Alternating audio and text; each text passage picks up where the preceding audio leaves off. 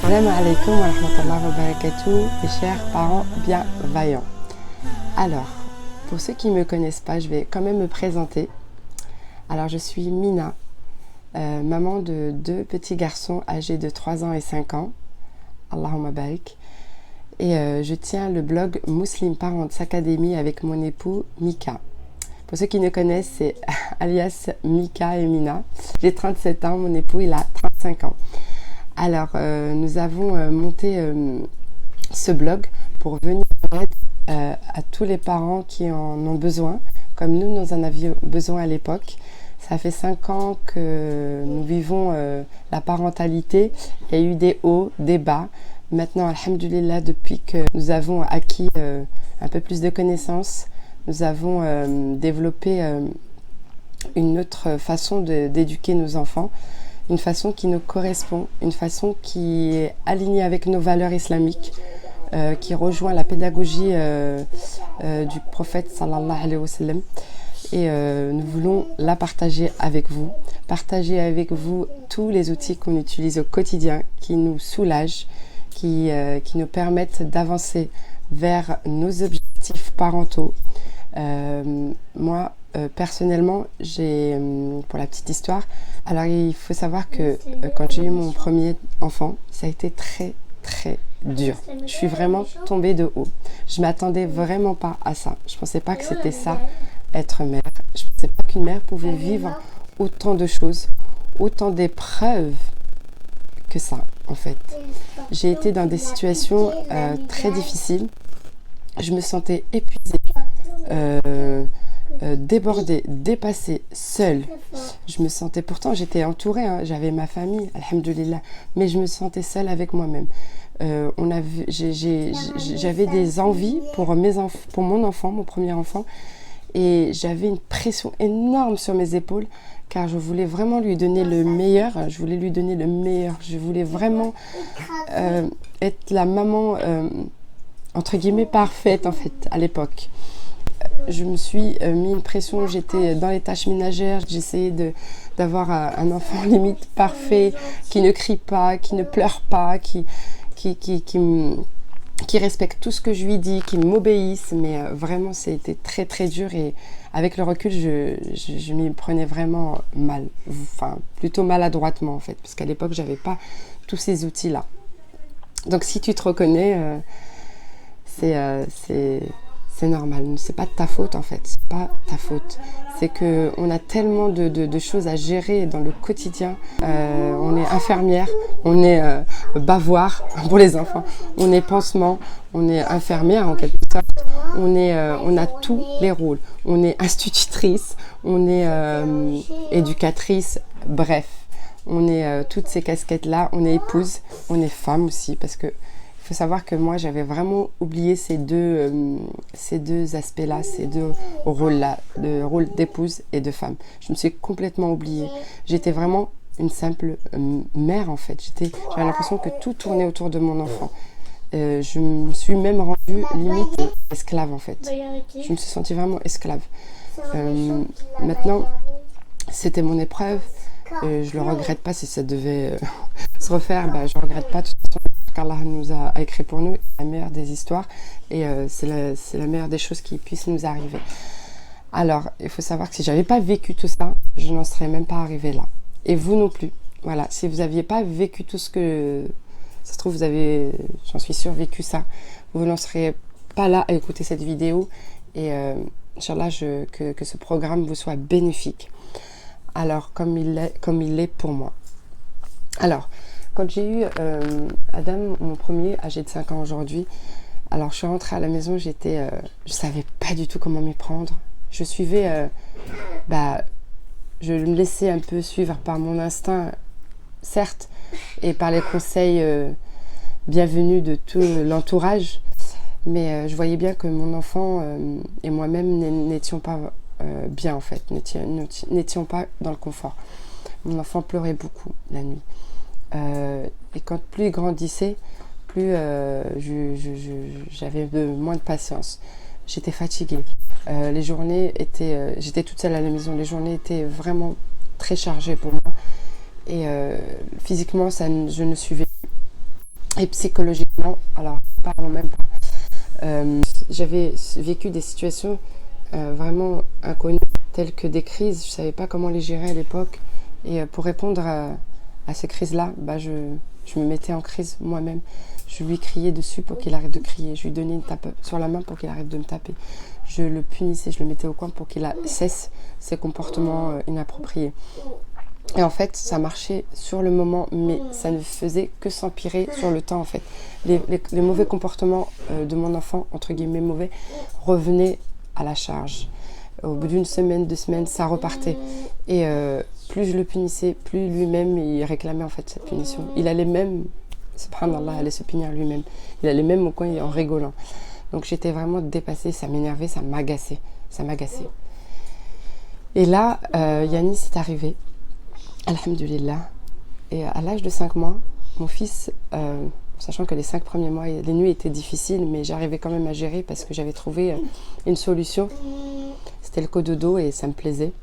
Mais quand on est parti en vacances et quand on est revenu des vacances, comment vous dire, c'était juste pas possible. On pouvait pas le porter dans son lit ou même à côté s'il n'avait pas le sein dans la bouche ou si j'étais pas à côté de lui en fait. Donc là, j'avais besoin de souffler. Et donc j'ai utilisé des méthodes. C'est la méthode des 5, 10, 15. C'était vraiment pour dresser l'enfant à ce qu'il s'endorme tout seul, sans moi. Ça a été très très compliqué et j'ai pas pu la continuer.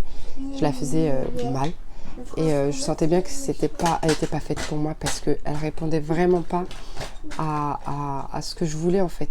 Je voyais que je faisais souffrir mon enfant, je me faisais souffrir moi-même.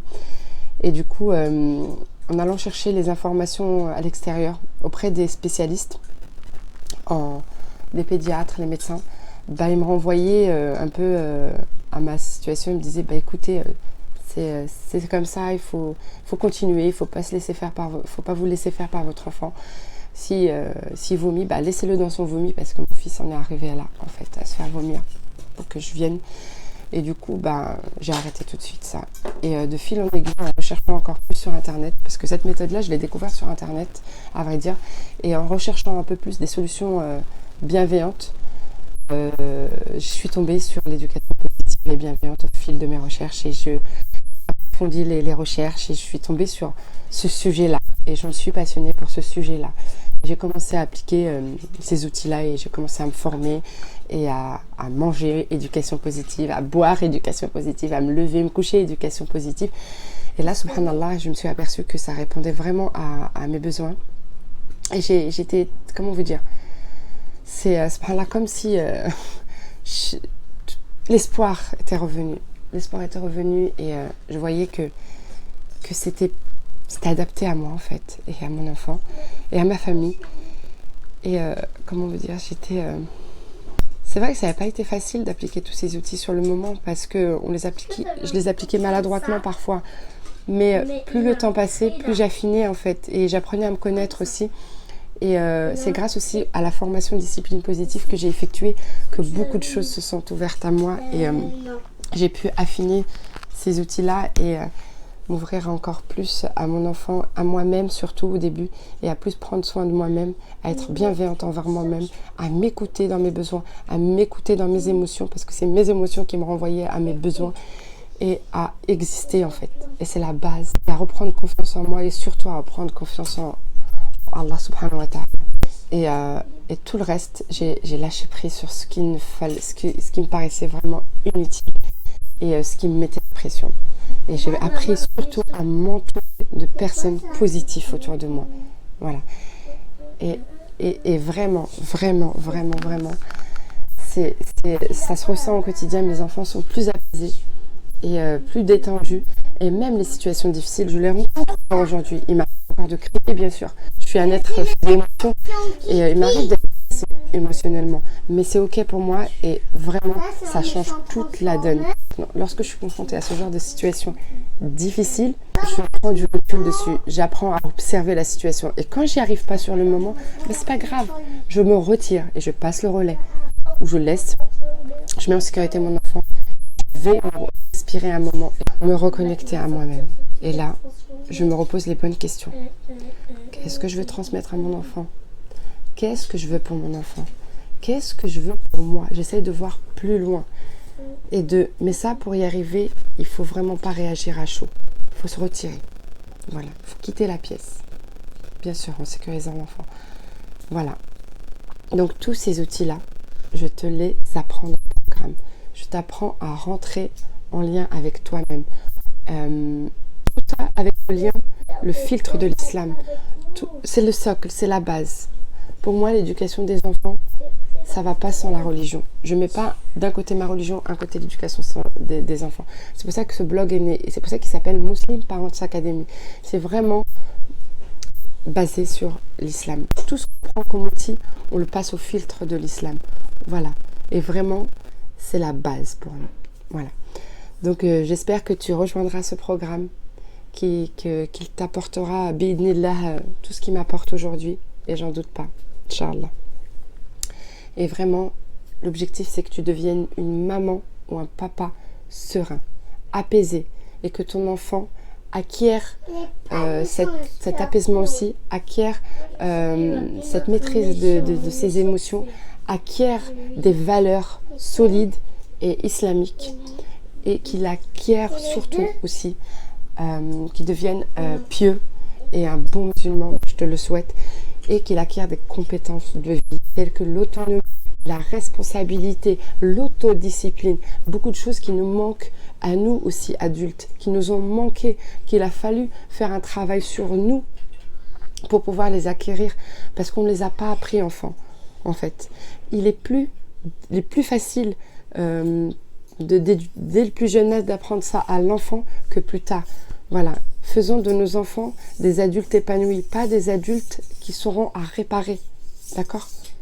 Voilà, fais du mieux que tu peux, ma sœur, mon frère. Voilà, n'essaie pas d'atteindre non plus la perfection, ne te mets pas une pression de fou. Voilà, Allah t'a donné des capacités, bah tu les as en toi, utilise-les. Voilà, voilà, le programme va t'apporter un nouveau regard sur toi-même, sur tes situations difficiles et sur tes enfants aussi. Parce qu'il faut apprendre aussi à connaître son enfant. Et ça, on te l'apprend aussi dans le programme. On t'apprend qu'est-ce que cachent les comportements de tes enfants. Qu'est-ce qui se cache derrière ça? On t'apprend à connaître ton enfant. Ton enfant n'aura plus de secret, là pour toi. Voilà. Et c'est la base. Tu sais comment fonctionne ton enfant. Tu sauras comment déjouer ses crises. Tu sauras comment te comporter avec lui et quel outil utiliser avec lui. Voilà. Pour lui et surtout avec lui, parce que c'est ensemble. Voilà. Qu'Allah t'accorde un foyer apaisé, qu'Allah t'accorde l'épanouissement dans ta vie, qu'Allah t'accorde la réussite ici-bas et surtout dans l'au-delà, qu'Allah nous fasse de nous un bien pour la Oumma. Et c'est vraiment un objectif, je suis toute émue de vous le dire.